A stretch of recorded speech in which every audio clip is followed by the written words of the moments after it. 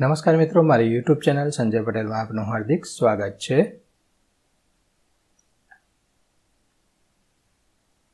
મિત્રો, આજે આપણે ધોરણ 8 વિષય છે ગુજરાતી, તેનો પાઠ 18. પાઠનું નામ છે માંડી અમારી વાત. તેની સ્વઅધ્યયન પોથી જે આ વર્ષે નવી આવેલી છે તેનું સંપૂર્ણ સોલ્યુશન આજે આપણે આ વિડીયોની અંદર જોવાના છીએ.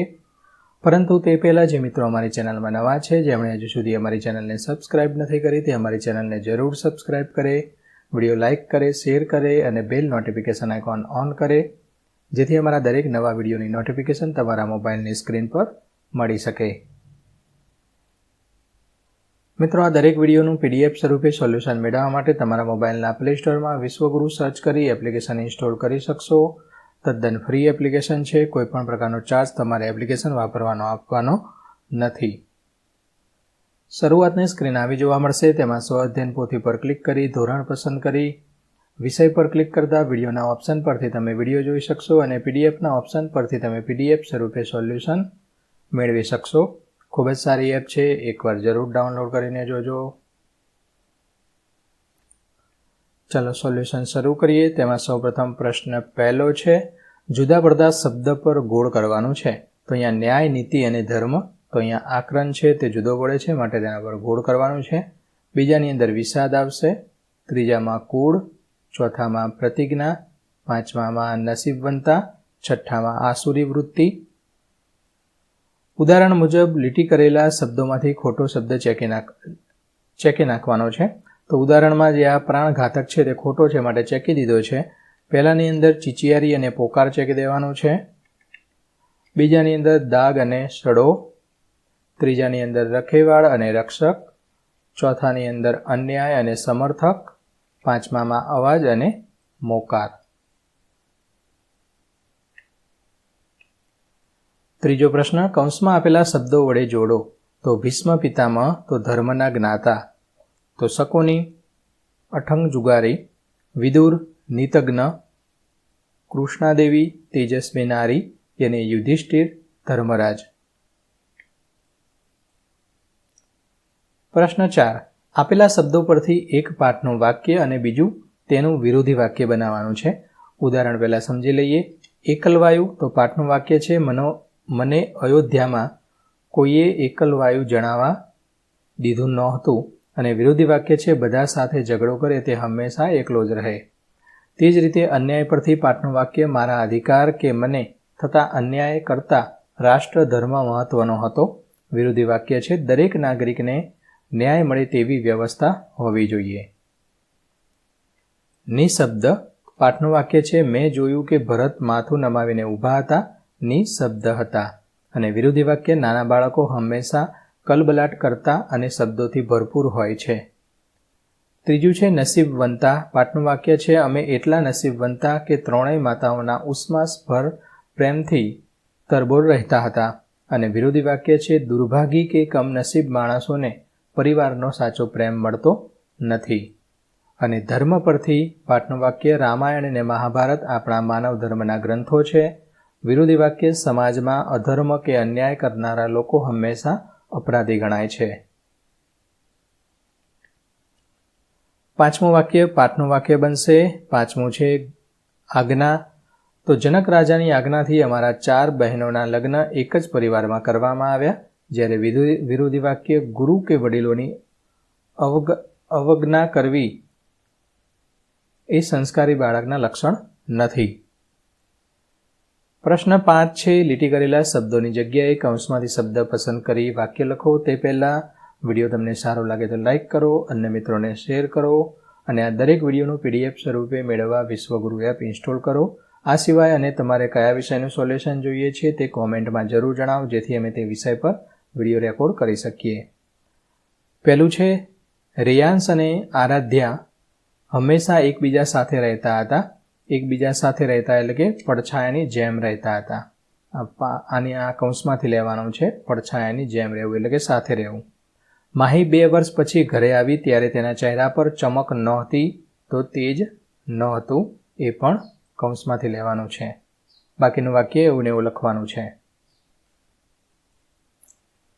ત્રીજાની અંદર સામે જતી નથી, તો મોં બતાવતી નથી. સમય સારો નહોતો, તો નબળી ક્ષણ હતી, ન ગમે તેવા શબ્દોથી, તો અપ્રિય વચન. પ્રશ્ન 6. ઉદાહરણ મુજબ પાત્ર સામે પાઠને આધારે અર્થસભર વાક્ય બનાવીને લખવાનું છે. ઉદાહરણમાં આપેલું છે વિકર્ણ, તો મેં મારું કર્તવ્ય નિભાવ્યું અને અન્યાય સામે અવાજ ઉઠાવ્યો. દુર્યોધન, તો પાસા ફેંકીને અને કપટ કરીને પાંડવોનું રાજ્ય પચાવી પાડ્યું. દ્રૌપદીનું, ભરી સભામાં પૂછ્યું કે પોતે હારેલા યુધિષ્ઠિરે તેમને દાવમાં મૂક્યા, પોતે દાસી કેવી રીતે ગણાય. ભીષ્મ પિતામહ, અધર્મ થતો હોવા છતાં મૌન રહ્યા અને જ્યારે બોલ્યા ત્યારે ગોળ ગોળ ઉત્તર આપ્યા. વિદુર, ધૃતરાષ્ટ્રને ધ્રુત અટકાવવા વિનંતી કરી અને દ્રૌપદીના તર્કનું સમર્થન કર્યું. ધૃતરાષ્ટ્ર, પુત્ર મોહમાં આંધળા બનીને અન્યાય થતો જોતા રહ્યા અને પાંડવોની પ્રતિજ્ઞાથી ડરી ગયા. યુધિષ્ઠિર, તો ધર્મના માર્ગે ચાલનારા હોવા છતાં ધૃતમાં રાજપાટ, ભાઈઓ અને પત્નીને હારી ગયા. શકુની, કપટથી પાસા ફેંકીને પાંડવોને હરાવ્યા અને કૌરવ વંશના વિનાશનું કારણ બન્યા. પ્રશ્ન 7. ઉદાહરણ મુજબ પાઠમાંથી શોધીને લખવાનું છે. ઉદાહરણ આપેલું છે દુર્ભાગી, તો તમે દુર્યોધનને ઓળખો, દુશાસનને ઓળખો, પરંતુ આ દુર્ભાગીને નહીં ઓળખો. તે જ રીતે પહેલું છે ઉછાંછળાપણું, તો આ ઉછાંછળાપણામાં તેમનો અવાજ કોણ સાંભળે. બીજું, આંતરનાદ, મારો કે વિદુર કાકાનો આંતરનાદ કોઈ સાંભળતું નથી. ત્રીજું, દુરાચાર, કુરુસભામાં થયેલા આ દુરાચારથી કાળી ટીલી તો કાયમ માટે ચોંટેલી રહેવાની. ચોથું, અકબંધ, મારું સ્પષ્ટપણે માનવું છે કે કૃષ્ણા દેવીની સ્વતંત્રતા અકબંધ છે. પાંચમું, ધર્મજ્ઞાતા, પિતામહ તો ધર્મના જ્ઞાતા છે, એ સાચા છે કે ખોટા તે હું નથી જાણતો. અને મૂક શ્રોતા, તો છડે ચોક અન્યાય થતો હોય ને મૂક શ્રોતા બની રહેનારા પણ અપરાધી છે. પ્રશ્ન 8. કૌંસમાં આપેલા શબ્દો વડે ખાલી જગ્યા પૂર્ણ કરવાની છે. તો પહેલી ખાલી જગ્યા, ભરતની શંકાથી સોય મારા તરફ પણ ફરી. બીજાની અંદર અંતરને કોરી ખાતું. ત્રીજામાં પડછાયાની જેમ. ચોથામાં હિંડોળે ચડી. પાંચમામાં ઢાલ બનવું અને છઠ્ઠામાં મૌન બતાવવું. પ્રશ્ન 9 છે, વાક્યને પાઠના આધારે ઘટનાક્રમમાં ગોઠવવાનું છે. આ પહેલું વાક્ય, આ બીજું, આ ત્રીજું, ચોથું અને પાંચમું. હવે આ પહેલું વાક્ય છે પહેલા નંબરમાં લખવાનું છે, બીજું વાક્ય બીજા નંબરમાં લખવાનું છે. તે રીતે આ 5 વાક્યો પાઠના ક્રમમાં નીચે લખી દેવાના છે. પ્રશ્ન 10. પ્રશ્નના જવાબ આપો. પહેલો પ્રશ્ન, માતા કૈકેયીની વિચિત્ર માગણી હોવા છતાં કોઈએ કંઈ ન કહ્યું શા માટે? તો માંડવીના પિતૃ અને સ્વસુર એમ બંને કુળની પરંપરા મુજબ માતા કૈકેયીને કંઈ કહી ન શકાય અને વડીલોના આદરની રેખા કોઈ પણ નિર્ણય કરવા દે તેમ નહોતી. બીજો પ્રશ્ન, ભરતને શ્રીરામના વનવાસની ખબર પડતા શું થયું? તો જ્યારે ભરતજીને શ્રીરામના વનવાસની ખબર પડી ત્યારે તેમની સમગ્ર ચેતનાને હણી લેતા આક્રંદથી રાજમહેલ ધ્રુજી ઉઠ્યો. તેમણે માતા કૈકેયી સામે અપ્રિય વચન માંગવા માટે વિષાદ વ્યક્ત કર્યો.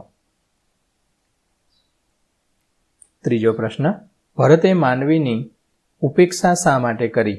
તો ભરતને શંકા હતી કે વનવાસી આ કપરી યોજનામાં કદાચ માંડવીનો પણ સાથ હશે. આ શંકાને કારણે તેમણે માંડવીને સ્પષ્ટતા કરવાની તક આપ્યા વગર જ તેમનું મૌન ન જોવા કહી દીધું અને તેમની ઉપેક્ષા કરી. ચોથો પ્રશ્ન, માંડવીએ નંદીગ્રામમાં 14 વર્ષનો સમય કેવી રીતે પસાર કર્યો? તો માંડવીએ નંદીગ્રામમાં રહીને ભરતજી જાગે તે પહેલાં સ્નાન અને સંધ્યાની જરૂરિયાતો ગોઠવી દેતી. તેઓ જાતે જ ભરતજીની પર્ણકુટીની સફાઈ કરતી અને ભોજન તૈયાર કરતી, પરંતુ આ આખા સમય દરમિયાન તેઓ ક્યારેય ભરતજીની નજર સામે આવતા નથી.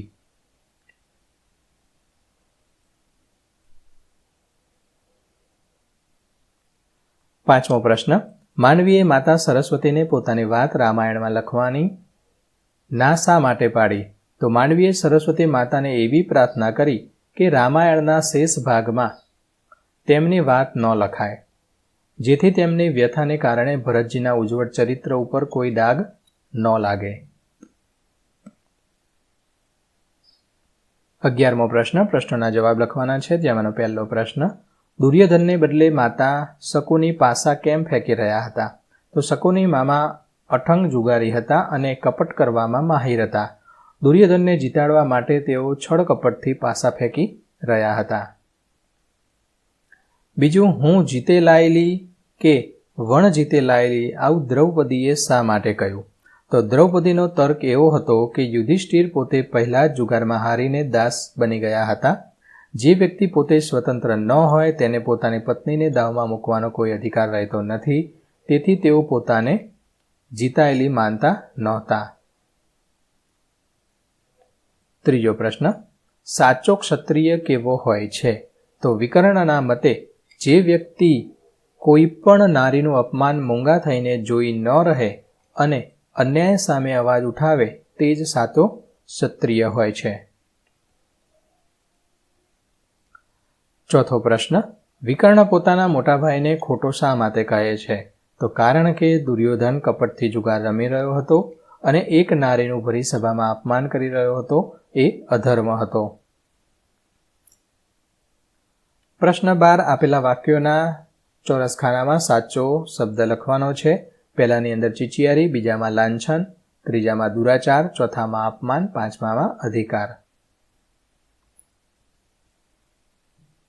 13મો પ્રશ્ન, કૌંસમાંથી શબ્દ પસંદ કરીને જવાબ આપવાનો છે. જેમાં પહેલામાં ઊંચી ઊંચી, બીજામાં મનોમન, ત્રીજામાં ખળભાતી જાઉં છું અને ચોથામાં ગોળ ગોળ.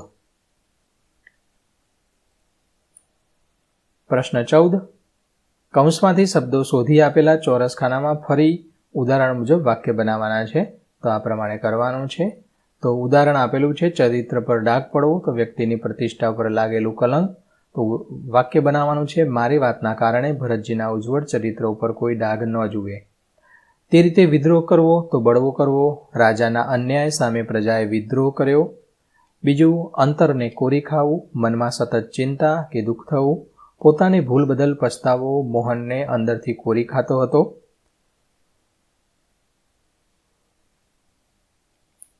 ત્રીજું છે, મન પર અસર ન થવી, તો ધ્યાન ન આપવું. પિતાની શિખામણની રાહુલના મન પર અસર ન થઈ. ચોથું છે, તરબોળ થઈ જવું, તો ભાવ વિભોર થઈ જવું. ભજન સાંભળીને સૌ ભક્તિમાં તરબોળ થઈ ગયા. આસીની ધાર જેવું, તો ખૂબ જ મુશ્કેલ કે જોખમી. પર્વતારોહણ કરવું એ અસીની ધાર પર ચાલવા જેવું છે. છઠ્ઠું છે, ચઢવણી કરવી, તો કોઈની વિરુદ્ધ ઉશ્કેરણી કરવી. પાડોશીએ ખોટી ચઢવણી કરીને ભાઈઓ વચ્ચે ઝઘડો કરાવ્યો. સાતમો છે, સંકલ્પ કરવો, તો મક્કમ નિર્ણય લેવો. વાક્ય બનશે, મેં દરરોજ કસરત કરવાનો સંકલ્પ લીધો છે. અને આક્રંદ કરવો, તો જોરથી રડવું. અકસ્માત જોઈને લોકો આક્રંદ કરવા લાગ્યા. તો મિત્રો, આશા રાખું કે આ વિડીયો છે તેનું સોલ્યુશન તમને સારી રીતે સમજાઈ ગયું હશે. આ દરેક વિડીયોનું PDF સ્વરૂપે સોલ્યુશન મેળવવા વિશ્વગુરુ એપ ઇન્સ્ટોલ કરો. તદ્દન ફ્રી છે. કોઈપણ પ્રકારનો ચાર્જ તમારે એપ્લિકેશન વાપરવાનો આપવાનો નથી. ફરી મળીશું આગળના વિડીયોમાં. ત્યાં સુધી આવજો.